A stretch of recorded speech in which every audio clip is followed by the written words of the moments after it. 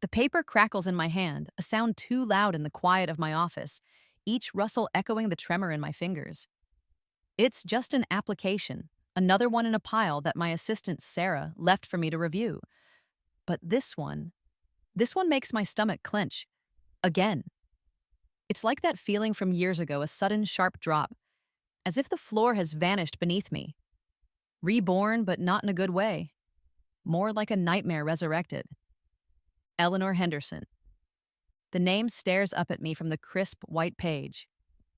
Mrs. Henderson. My seventh grade English teacher. The woman who told me with a cool, appraising look that still chills me that I needed to learn my limitations. That some dreams were just not for people like me. Nausea rises, hot and bitter. I push my chair back, the expensive leather sighing against the silence. My office, usually a sanctuary, feels like it's closing in.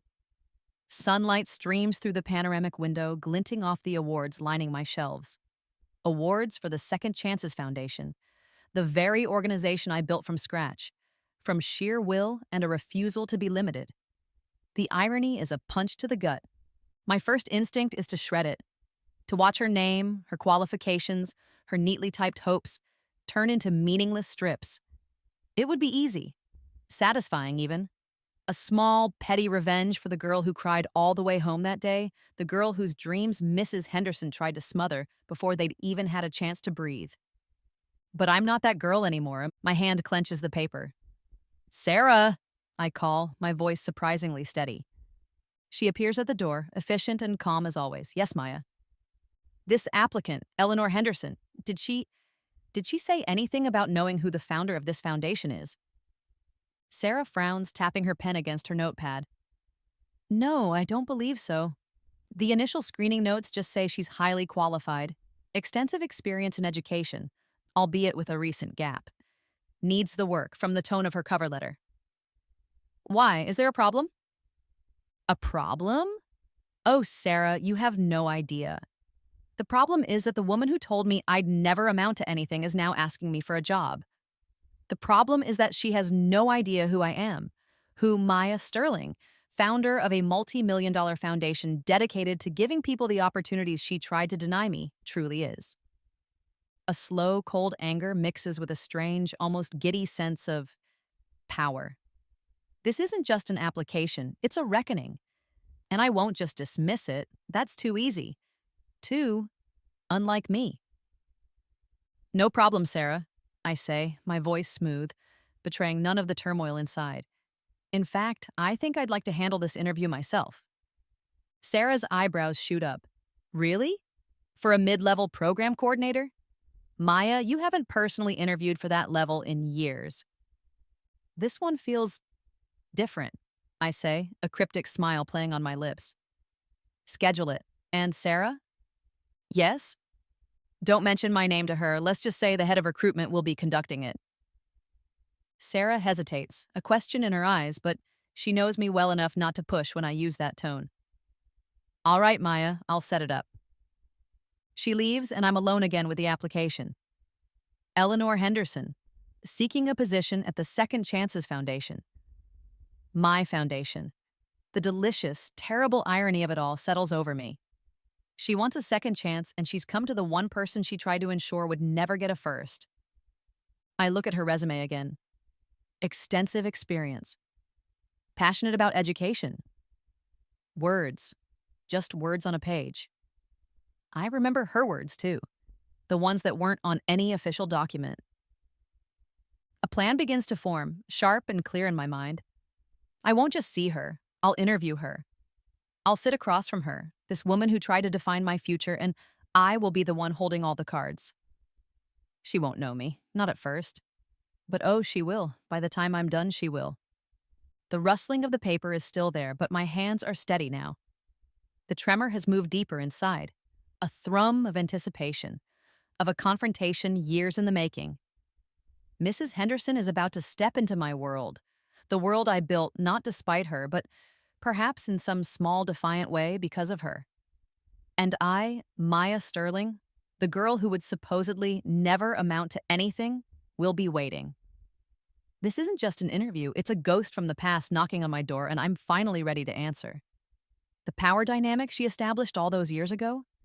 It's about to be completely, irrevocably flipped. The thought sends a shiver down my spine. Not of fear, but of something far more potent: control, and the delicious anticipation of what comes next. She doesn't know who I am. She doesn't know what's coming. This is going to be interesting. I pull up her cover letter again. Eager to contribute to a mission I deeply believe in. Oh, I bet she is. My mission. The one born from the ashes of the future she tried to burn.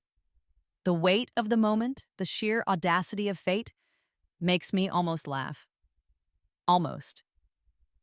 Instead, I pick up my pen. Time to make some notes. Time to prepare for a meeting that has been brewing for over 20 years. She has no idea. And that, I realize with a chilling certainty, is exactly how I want it. The stage is set, the players are unknowingly assembling, and I, the once insignificant student, am now the director of this little drama. The thought is intoxicating. My foundation is built on giving people a new start, a chance to rewrite their stories. But Mrs. Henderson, what will her new chapter look like, I wonder, when she finally realizes who holds the pen? The crisp paper in my hand suddenly feels less like a threat and more like a script. And I can't wait for the first act to begin. Holding Mrs. Henderson's application is like holding a cold stone. Its chill seeping into my bones, triggering an avalanche of memories I've spent years trying to bury. 7th grade. God, was I ever that young, that hopeful, that breakable? The scent of the application generic office paper, a faint whiff of toner fades, replaced by the ghost smell of old classroom chalk, floor polish, and the faint, ever-present aroma of fear sweat that clung to the air in Mrs. Henderson's room. Room 203, my personal little chamber of horrors. It's parent-teacher conference night. The memory is so vivid, it's like I'm right there again, perched nervously on a too-small chair beside my mom, my meticulously prepared presentation clutched in my sweaty hands. I was 12, all gangly limbs and earnest enthusiasm. My project, helping our city's hidden families. It was about the homeless, a subject that had inexplicably gripped my young heart. I'd drawn charts, interviewed a woman at a local shelter, under mom's supervision, of course, and even sketched out a plan for a student-run donation drive. I was so proud of it, so sure it mattered. I remember the way Mrs. Henderson's lips thinned as I passionately explained my ideas. Her eyes, a pale, washed-out blue, coolly assessing me over the rim of her glasses. Mom, bless her, was beaming, nodding along, her hand resting reassuringly on my shoulder. When I finished, a hopeful silence filled the small, cluttered space. I waited for the praise, for the encouragement, for something positive. Instead, Mrs. Henderson leaned back in her squeaky chair, a sound that seemed to echo the deflation of my spirits. She looked at my mom, not at me. Maya is imaginative, Mrs. Sterling. She certainly has a flair for the dramatic. My mom's smile faltered. She worked very hard on this, Mrs. Henderson. She really cares about these things. Caring is admirable, Mrs. Henderson conceded, her tone anything but. Then, her gaze finally shifted to me, and it felt like being pinned by an icy spear. But Maya, some children need to learn their limitations early. It's a kindness, really. This focus on such grand, unrealistic schemes, it's not practical. You need to concentrate on achievable goals, things within your grasp. The words. Oh God, the words. Learn their limitations early, like a death sentence for a dream I hadn't even fully formed. My carefully drawn chart suddenly looked childish. My passionate speech, naive. The woman I interviewed at the shelter, her tired eyes and grateful smile, did that not matter? But I want to help people, I whispered, my voice small, the passionate fire in my chest sputtering into a painful ember. Mrs. Henderson gave a tight, unsympathetic smile. There are many ways to help, Maya, perhaps something more. Suited to your abilities. A bake sale, maybe? A bake sale. She'd reduced my burning desire to make a difference, my hours of research and heartfelt planning, to a bloody bake sale. The devastation was absolute. It was more than just criticism of a school project. It felt like a judgment on me, on my very essence. I remember the car ride home, the silence thick and heavy despite Mom's attempts to soothe me. Her words, "Don't you listen to her, baby. You can be anything you want to be," felt like a distant comfort against the fresh, stinging wound. Those words, "Learn your limitations," became the unwelcome soundtrack to my teenage years. They echoed in every challenging class, every ambitious thought, every tentative step I took towards something bigger. They were a constant whisper of doubt, a reminder of potential failure. For a long time, I let them define me. I shrank, I aimed lower, I tried to be practical. But a spark of defiance, the one Mrs. Henderson had tried so hard to extinguish, refused to die. It smoldered, biding its time. The turning point wasn't a single dramatic event, but a slow burn of quiet anger and a growing resolve. It was the countless nights I lay awake, her words ringing in my ears, and a new thought began to take root. I'll show her. I'll show them all. It wasn't about revenge, not then. It was about survival. It was about proving to myself that I was more than the limited future she'd painted for me. I remember sitting at my rickety desk in my tiny dorm room years later, drowning in coursework for social work, the weight of student loans pressing down on me. Her face, her dismissive tone flashed in my mind, and instead of crumbling, I straightened my shoulders. This is for you, little Maya, I'd thought, a quiet vow blooming in my chest. This is to prove that woman wrong. And now, here she is. Or rather, here her application is. The irony is so thick I can barely breathe. The woman who preached limitations is seeking a role in a foundation built on limitless possibility. My phone buzzes on the desk, pulling me from the suffocating grip of the past. It's Sarah's email. Interview with Eleanor Henderson confirmed. Tomorrow, 10 a.m., conference room B. Tomorrow. My heart gives a frantic little thump. So soon. I thought I'd have more time to prepare, to armor myself, but perhaps less time is better. Less time to doubt, to second guess. I pull up Mrs. Henderson's file again, my fingers clicking on the mouse with a newfound urgency. There must be more to this. Why now? Why my foundation? I scan her work history, the recent gap Sarah mentioned. Then, tucked away in the supplementary documents section, a link to a public records search Sarah had preemptively run standard procedure for potential hires in sensitive roles. My breath catches. Divorce finalized 3 months ago. Property settlement indicates significant financial strain. And then, another hit. Termination of employment from Northwood High 6 months prior. Reason listed, restructuring.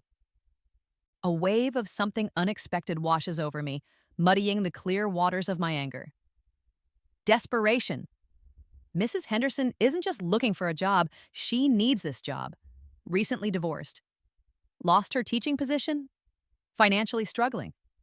The image of the cool, authoritative teacher begins to crack, replaced by a flicker of a woman brought low, a woman vulnerable.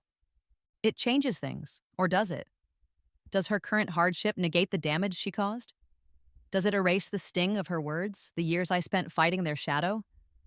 The ticking clock of the grandfather clock in the hall seems to mock me. Tomorrow, 10 a.m., I stare at the application, at the name Eleanor Henderson. She's no longer just a ghost from my past.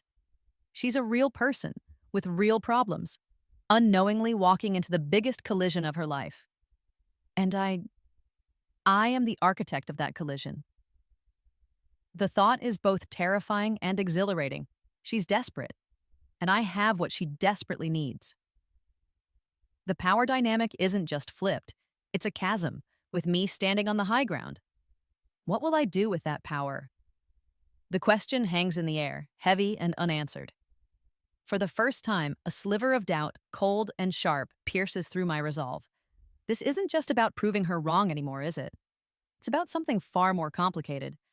And tomorrow, I have to face it. And her. The bitter taste of stale coffee coats my tongue. It's 3 a.m. The city outside my window is a glittering, indifferent beast, and I'm wide awake, the glow of my laptop screen painting harsh shadows on my face. Mrs. Henderson's life, or what fragments of it I can piece together from the internet, is spread across multiple open tabs. I'm not just preparing for an interview, I'm excavating a past, both hers and mine. Strategic planning, I tell myself.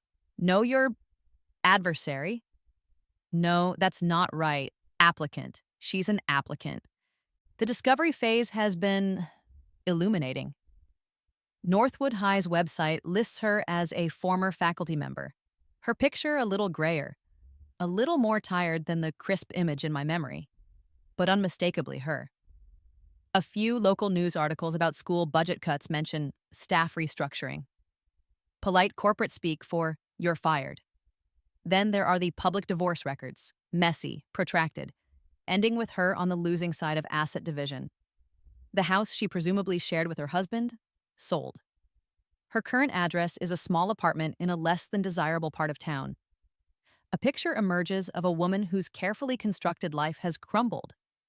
The woman who once lectured me on limitations is now facing a stark reality of her own. A knot tightens in my chest. It's an uncomfortable mix of satisfaction and something akin to pity. Revenge is a cold dish, they say, but this feels more like watching a ship sink from the safety of the shore. There's a grim sense of justice, yes, but also a queasy understanding of how quickly fortunes can turn. I lean back, rubbing my tired eyes. What am I doing? Is this about vetting a candidate? Or is it about settling an old score? The lines are blurring, and I don't like it.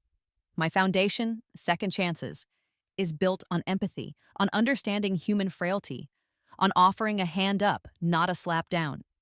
And yet, the thought of Mrs. Henderson, stripped of her former authority, walking into my foundation, unknowingly seeking help from me, there's a dark, undeniable appeal to it. You look like you're plotting world domination or at least a very hostile takeover. Sarah's voice, soft but startling in the pre-dawn quiet, makes me jump. She's standing in the doorway of my home office, a mug in her hand, her expression a mixture of concern and amusement. She often starts her day before the sun, just like me. We're a good team that way. Just preparing for an interview, I manage, trying for a casual tone that doesn't quite land. She raises an eyebrow, walking further into the room. At 3 a.m.? For a program coordinator? Maya, what's really going on? This isn't like you. I sigh, the fight draining out of me for a moment. I trust Sarah. She's more than an assistant. She's a friend, the closest thing to a sister I have. She knows my story, or at least the broad strokes of it, the tough childhood, the struggle, the drive that built this foundation. That applicant, I say, gesturing to the screen, Eleanor Henderson. She was a teacher of mine in middle school. Sarah's eyes widen slightly. Oh, one of the good ones, I hope. A humorless laugh escapes me. Hardly.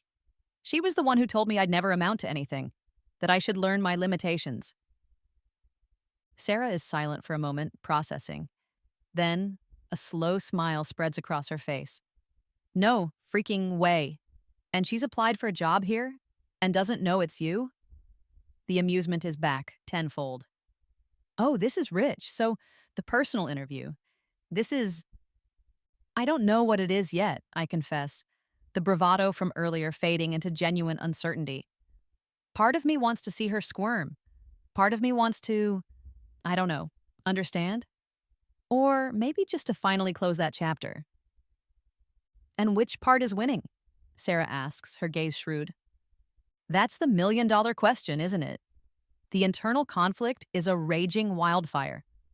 The wounded 12-year-old in me screams for retribution. But the woman I've become? The woman who champions second chances. She's whispering something else entirely. Compassion? Forgiveness? The words feel foreign in this context. I'm still going to do the interview myself, I say, more firmly this time. Incognito. I need to see her, to hear what she has to say without her knowing who I am. Not yet. This feels like a crucial power move, a way to maintain control, to gather unbiased information before the inevitable detonation. Sarah nods slowly. Okay, but Maya, be careful. What are you hoping to achieve? Closure? Revenge? Because sometimes those things aren't as satisfying as we think they'll be.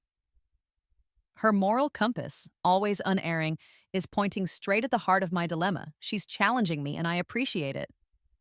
I know, I say, though I'm not sure I do. But I have to do this. I pause, a thought striking me with the force of a revelation.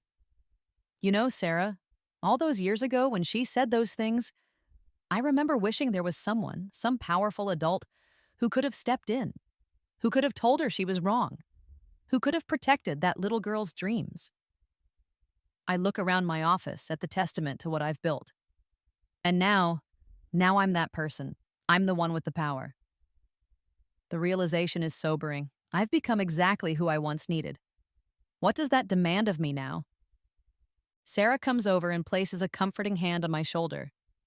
Then be the person you needed, Maya, not the person she was. Her words resonate deeply, cutting through the anger and the hurt. Be the person I needed. Just as she's about to leave, she points to a file on my desk.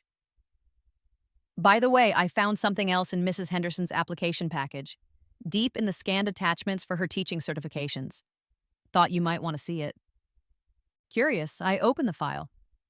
It's a collection of old recommendation letters, scanned and digitized. One of them is from the principal of my old middle school, dated years ago. And stapled to it, almost as an afterthought, is a grainy photocopied class photo. 7th grade, room 203. My breath hitches. There I am. A small, dark-haired girl with big, hopeful eyes standing in the back row. And there, in the front, seated, is Mrs. Henderson younger, her expression severe even then. She has a photo of me, of my class. It means nothing, probably. Standard practice to keep such things. But seeing my younger self, frozen in that moment, juxtaposed with the knowledge of the impending interview, sends a fresh jolt through me. That little girl in the photo had no idea what was coming, the words that would try to define her. And Mrs. Henderson, the woman in that same photo, has no idea what's coming now. The interview is scheduled for 10 a.m. I glance at the clock. It's almost 5. A few more hours. I arrive at the foundation headquarters ridiculously early, needing to walk the halls, to feel the tangible reality of what I've built before I face her. Conference room B is prepped, water carafe gleaming, notepads neatly arranged. I see her before she sees me. Through the blinds of my office window, which overlooks the main entrance, I spot a figure pacing nervously on the sidewalk. Even from this distance, I recognize the set of her shoulders, the anxious way she clutches her purse. Eleanor Henderson, looking smaller somehow, more ordinary. The fearsome teacher of my memory seems to have shrunk, diminished by time and hardship. She looks up at the imposing glass building, my building, with an expression that I can only interpret as a mixture of hope and trepidation.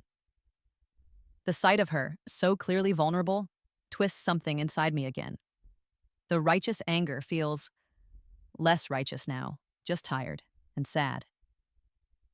The stage is set, the actor is waiting, and I, the director, am suddenly unsure of the play. The click of my heels on the polished marble floor of the reception area sounds unnaturally loud. Each step is deliberate, measured. I see Mrs. Henderson sitting in one of the plush armchairs, looking small and out of place amidst the modern, vibrant art and the quiet hum of purposeful activity that defines the Second Chances Foundation. She jumps slightly when she hears me approach, her head snapping up. Her eyes, those same pale blue eyes that once dismissed my dreams, scan my face. There's a flicker of something, confusion, a vague sense of familiarity, but no recognition. Of course not. I'm not the gangly, earnest 12-year-old girl anymore. I'm Maya Sterling, founder and CEO, a woman accustomed to boardrooms and public speaking, dressed in a tailored suit that probably costs more than her monthly rent. The power dynamic is so stark, it's almost a physical presence in the room. Mrs. Henderson? I say, my voice calm, professional. I extend a hand. Thank you for coming in. I'm the head of recruitment. I manage to keep the slight tremor out of my voice, the lie tasting like ash in my mouth. She takes my hand, her grip surprisingly frail. Thank you for seeing me. It's an honor to be considered. Her voice is thinner than I remember, threaded with an anxiety that's palpable. Please come this way. I lead her towards conference room B. The walk is short, but it feels like miles. I'm acutely aware of her a step behind me, her slightly worn handbag, the nervous energy radiating from her. This is it. The face to face I've replayed in my mind 1,000 times, in 1,000 different ways. Inside the conference room, I gesture for her to sit, then take my place opposite her at the large mahogany table. For a moment, we just look at each other. I see the lines of worry etched around her eyes, the subtle sag of her shoulders that speaks of defeat. She sees, I assume, a confident executive. The dramatic irony is a heavy cloak around me. So, Mrs. Henderson, I begin, opening her file, though I've memorized every word. Your resume is impressive. A long career in education. Yes, she says, a ghost of a smile touching her lips. I was a teacher for over 25 years, mostly English and literature, middle and high school. What made you leave teaching? I ask, my tone neutral, though the question is a loaded one. Her smile fades. Well, there were budget cuts. Restructuring, they called it. My position was eliminated. There's a careful blankness in her expression, the practiced neutrality of someone who's told this story too many times, trying to rob it of its sting. That must have been difficult, I offer, a bland corporate platitude. It was, she admits, her gaze dropping to her clasped hands. Teaching wasn't just a job for me. It was my life. My internal cynic scoffs. Her life? What about the lives she impacted, the young minds she shaped, or tried to crush? But I keep my expression smooth. This is an interview, not an interrogation. Not yet. The interview progresses. I ask her about her teaching philosophy, her experience with at-risk youth, a key component of the role she's applied for, her strengths, her weaknesses. Her answers are standard, polished. She talks about fostering a love of learning, about believing in every student's potential. The hypocrisy is galling, and I have to physically restrain myself from calling her out then and there. Believing in every student's potential? Really, Eleanor?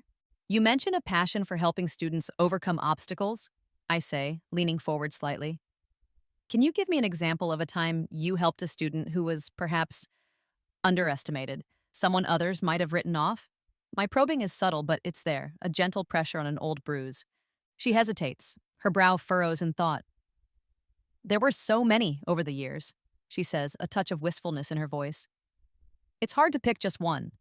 Every child has their own battles, their own mountains to climb. She pauses, then continues, I suppose I always tried to see the spark in them, even if it was buried deep. Sometimes it just takes one person to believe in them, you know? One person to believe in them. The irony is so thick, I could choke on it. My control is slipping. The urge to reveal myself, to unleash the years of resentment, is a physical ache in my chest. And what about the ones you didn't see the spark in, Mrs. Henderson? I ask, my voice a little sharper than intended. Or the ones whose sparks you, perhaps, discouraged?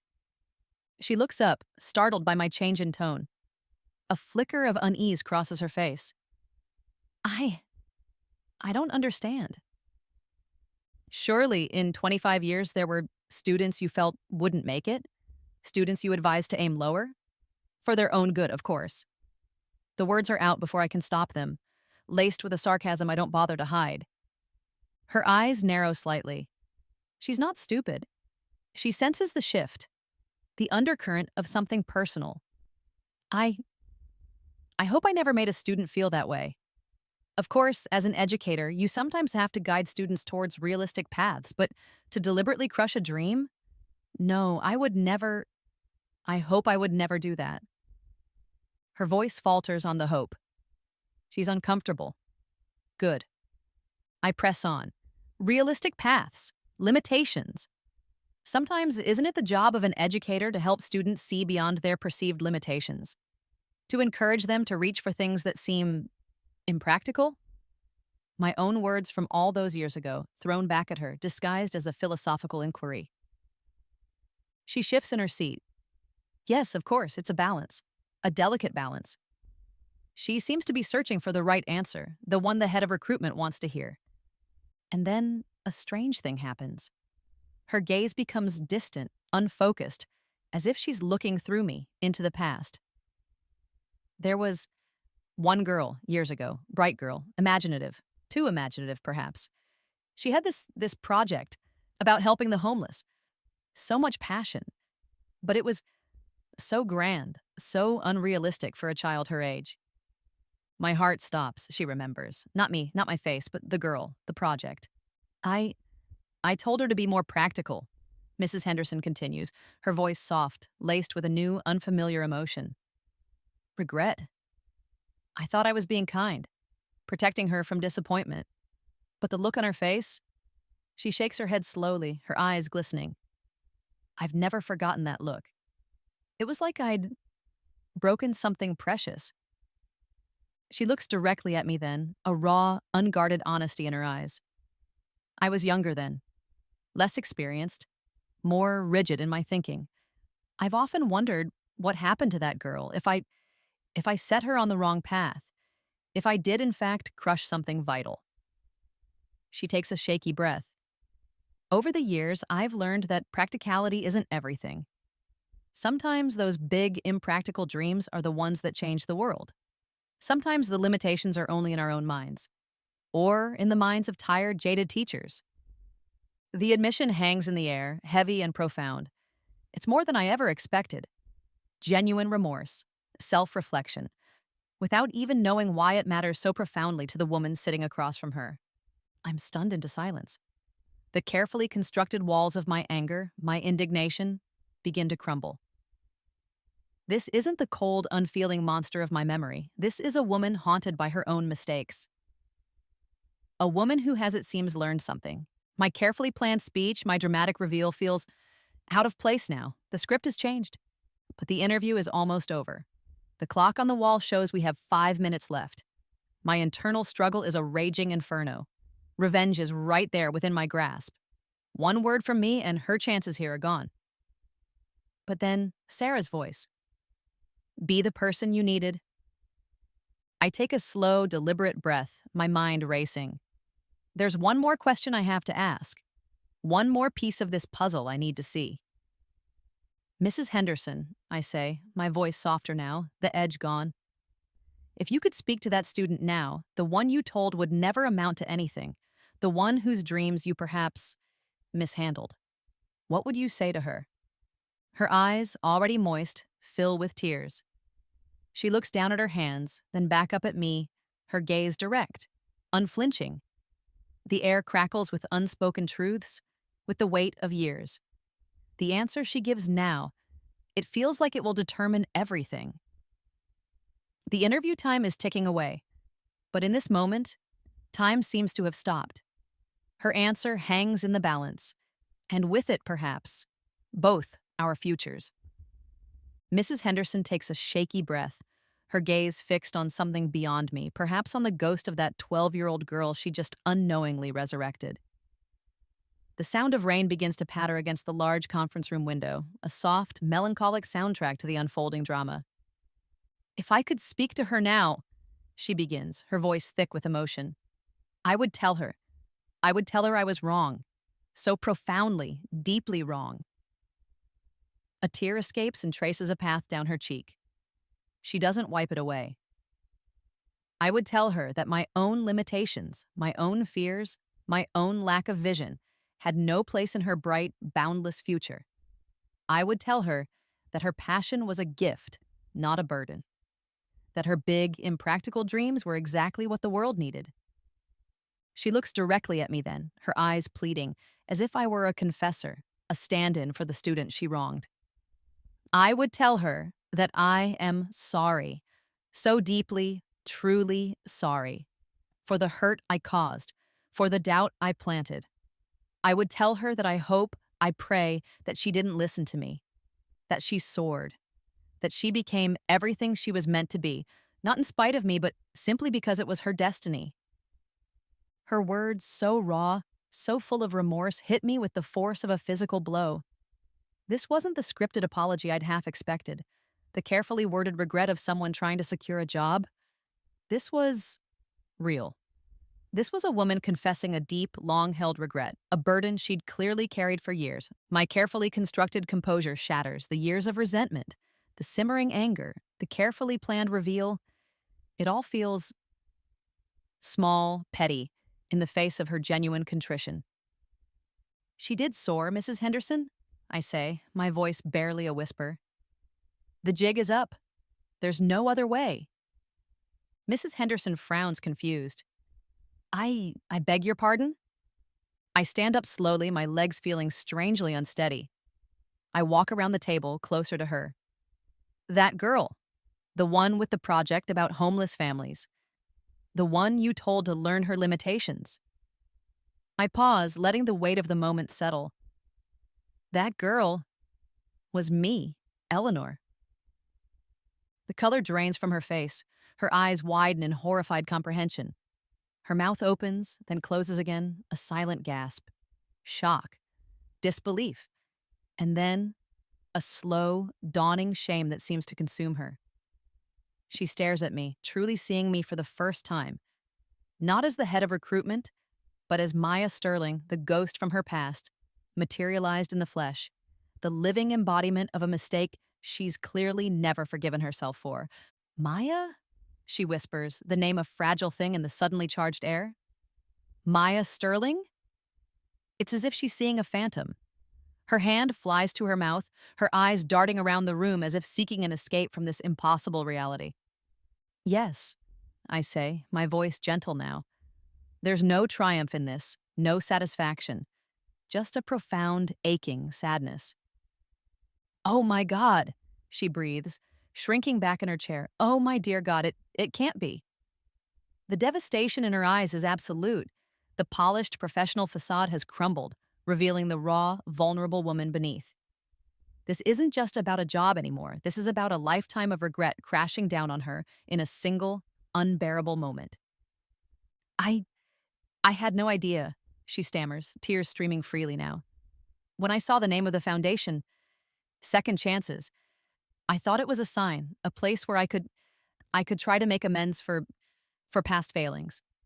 But I never ever imagined it was your foundation, Maya. The rain outside picks up, lashing against the windows, mirroring the storm of emotion inside the room.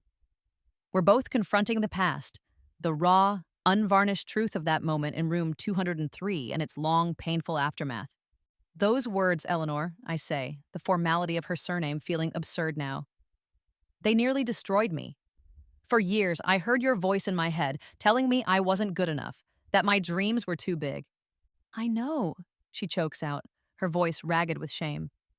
I know, and I am so, so sorry. There's no excuse for what I said, for how I made you feel. It was cruel. It was thoughtless. It was unforgivable. She's not making excuses. She's owning it, fully and completely. The accountability is stark and oddly disarming. I have all the power now. I could crush her. I could deliver the killing blow, the one the 12-year-old me fantasized about. I could tell her she's unfit to work here, that she embodies everything this foundation fights against. It would be so easy, so justified even. But as I look at her, truly look at her, a broken woman, weeping, stripped of all pretense, the desire for vengeance evaporates, replaced by something I can only describe as a painful empathy. Her own life has clearly been a series of limitations, of dreams unfulfilled, of bitter disappointments. She breaks down then, her shoulders shaking, a low sob escaping her lips. I failed, Maya, not just you. I failed as a teacher. I became rigid, bitter. My own marriage was falling apart. My career was stagnating. I was unhappy, and I think I took it out on my students. On bright, hopeful students like you who reminded me of everything I wasn't, everything I'd lost. Her confession is a punch to the gut. It's not an excuse, but it's human. Painfully human. The truth is, we were both in pain that day, in different ways. Her words wounded me, yes. But she was wounded too, in ways I couldn't have understood as a child. I never forgot you, Maya, she says, her voice regaining a sliver of strength amidst the tears. She fumbles in her purse, her hands shaking, and pulls out a worn, folded newspaper clipping. It's an old article from a local paper, about the initial launch of the Second Chances Foundation. There's a picture of me, younger, less polished, but with the same fire in my eyes. I've I've followed your success from a distance. I saw this years ago. I was so proud and so ashamed. Proud that you'd proven me so wrong. Ashamed that I was the one who could have snuffed out that light. My carefully constructed narrative of her as the villain, the unfeeling monster, crumbles completely. She's not a monster. She's a flawed, broken human being who made a terrible mistake, a mistake she's clearly lived with for years. She didn't just dismiss me and forget. She remembered. She watched. She even felt pride. The room is silent save for her quiet sobs and the drumming of the rain. The confrontation I'd envisioned, the righteous anger, the satisfying taste of revenge. None of it feels right anymore. All that's left is a shared, aching humanity. My power, the power to destroy her chances, feels like a lead weight. What is the point of vengeance when the person already lives in their own private hell of regret? What is the point of crushing someone who is already on their knees? I choose vulnerability over vengeance. It's the only path that feels true. Eleanor, I say, my voice soft, thank you for your honesty. She looks up, her eyes wide with a desperate, fragile hope. Does this mean? But the interview is over. The decision. That's another matter entirely. I need time. I need space. I need to think away from the raw, overwhelming emotion in this room. I stand up, a signal that our time is done. We'll be in touch, I say, the standard, non-committal phrase. But it feels inadequate, hollow, given everything that has just transpired. She nods, too choked up to speak, her gaze still fixed on me, a maelstrom of emotions swirling in their depths, shame, regret, and a tiny, flickering spark of something else. Hope? Or just the desperate plea of a drowning woman? I walk towards the door, my mind reeling. I can feel her eyes on my back. As I reach for the handle, I pause. I don't turn around. I can't. Not yet. This isn't over, not by a long shot. The real decision, the one that will define not just her future, but perhaps mine as well, is yet to be made. And I have no idea which way it will go. I leave her there, alone with her tears and the ghosts of the past, the rain still beating against the window like a relentless, accusing heartbeat. The hallways of the Second Chances Foundation feel different as I walk them now. Each step echoes with the weight of the encounter, with Eleanor Henderson's tear-streaked face seared into my memory. I pace, needing to move, to think. The warm scent of coffee and cinnamon from the staff kitchen, usually a comforting aroma, a scent of hope and activity, now feels intrusive. My internal debate is a raging storm. The wounded 12-year-old Maya screams for justice, for a reckoning. She hurt you. She tried to break you. Don't let her get away with it. But the woman I am today, the leader of this foundation, the one who preaches empathy and new beginnings, hears a different voice. Sarah's voice. Be the person you needed. I find myself in the children's wing, a vibrant space filled with colorful murals, tiny tables, and the happy chatter of kids in our after-school programs. I see a little girl, no older than I was then, hunched over a drawing, her tongue poking out in concentration. Her brow is furrowed, her focus absolute. She's drawing a fantastical castle, all turrets and flags, reaching for an impossibly blue sky. It's impractical, it's grand, it's beautiful. A teacher, one of ours, kneels beside her, pointing to a detail, her voice soft and encouraging. That's wonderful, Livia. What a magnificent castle. Tell me about it. The little girl's face lights up, and she begins to explain her elaborate vision, her voice full of passion and certainty. The teacher listens, truly listens, nodding, asking questions, nurturing that spark. This is what we do here. This is what Second Chances is all about. We don't talk about limitations. We talk about possibilities. A clarity begins to pierce through the emotional fog.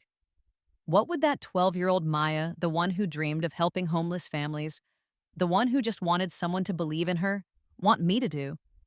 Would she want me to crush Eleanor Henderson, to relish in her downfall? Or would she want me to offer a hand up, even to the person who once tried to push her down? The answer, when it comes, is surprisingly clear and deeply uncomfortable. I retreat to my office and pick up the phone. There's one person I always turn to when the path is murky, when my own emotions threaten to cloud my judgment. My mentor, Dr. Evans, a retired social work professor who saw my potential long before I saw it in myself. Maya, his voice, warm and familiar, is an immediate comfort.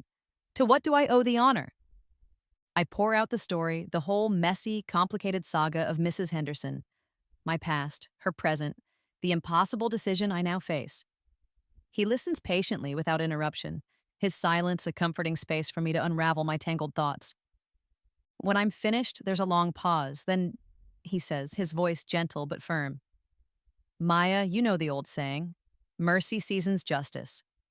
Sometimes, mercy is the greater justice, not just for the recipient, but for the giver. But she hurt me, Dr. Evans, I argue, the old wound throbbing. She tried to limit me. And did she succeed?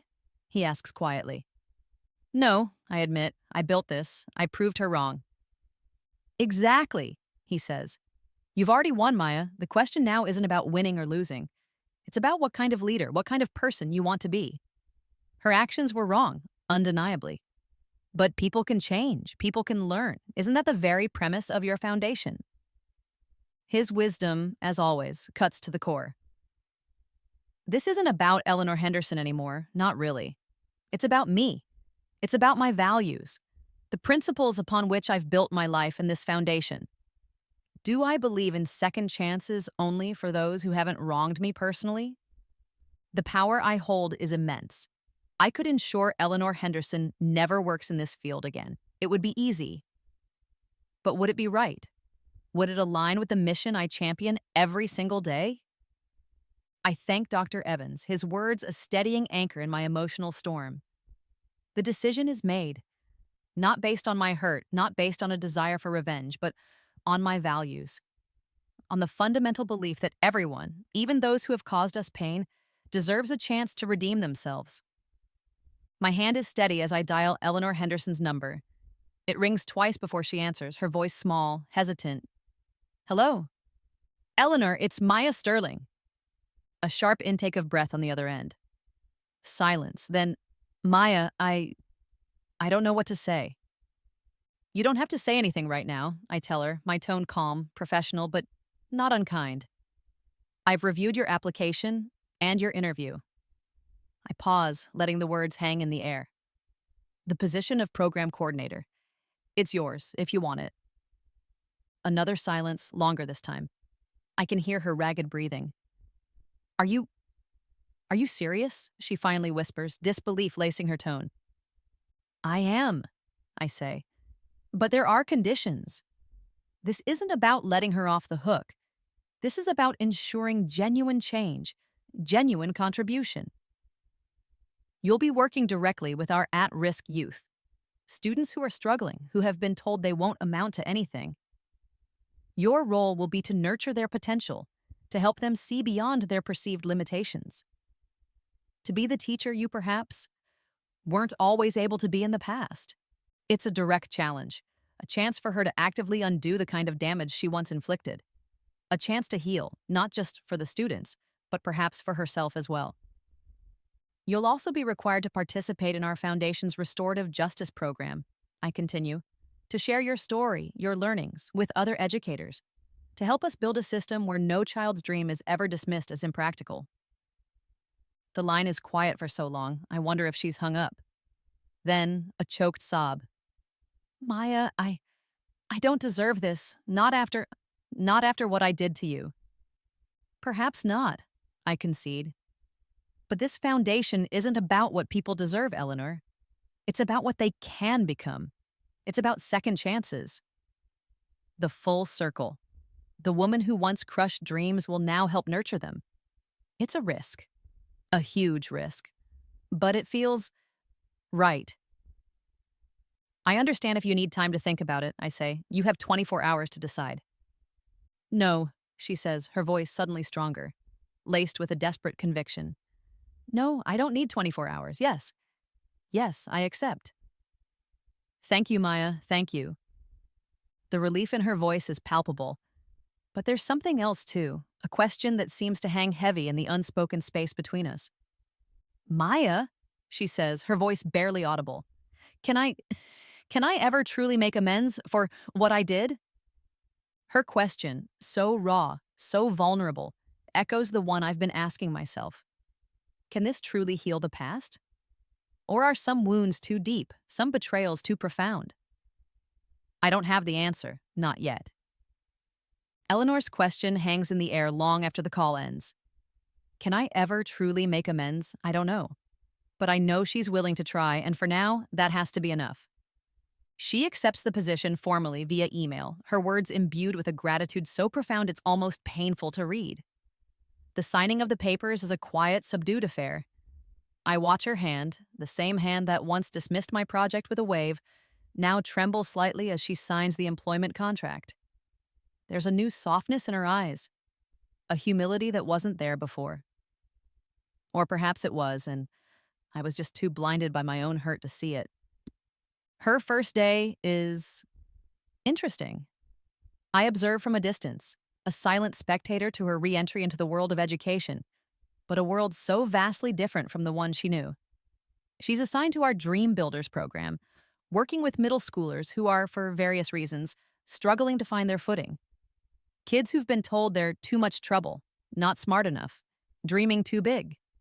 Kids just like I was. I see her with them, not as the stern, authoritative Mrs. Henderson of my memory, but as Eleanor. She's hesitant at first, almost tentative, as if afraid of making another misstep. But then I see a glimmer of the teacher she could have been, the teacher she's now striving to become. A troubled boy, known for his angry outbursts, throws his drawing on the floor in frustration. The old Mrs. Henderson might have reprimanded him, lectured him on self-control. This, Eleanor kneels beside him, her voice soft, her approach gentle. "That's a powerful dragon, Marcus," she says, picking up the crumpled paper. "He looks like he's got a lot of fire inside him. Tell me about it." Marcus, stunned by her unexpected reaction, slowly begins to talk. And Eleanor listens, truly listens.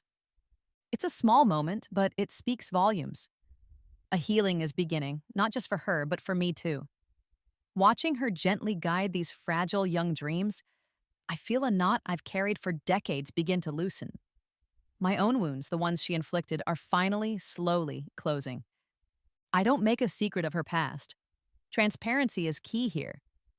I speak to my staff, explaining the situation, my decision. Some are skeptical, some are openly critical, but they trust my judgment.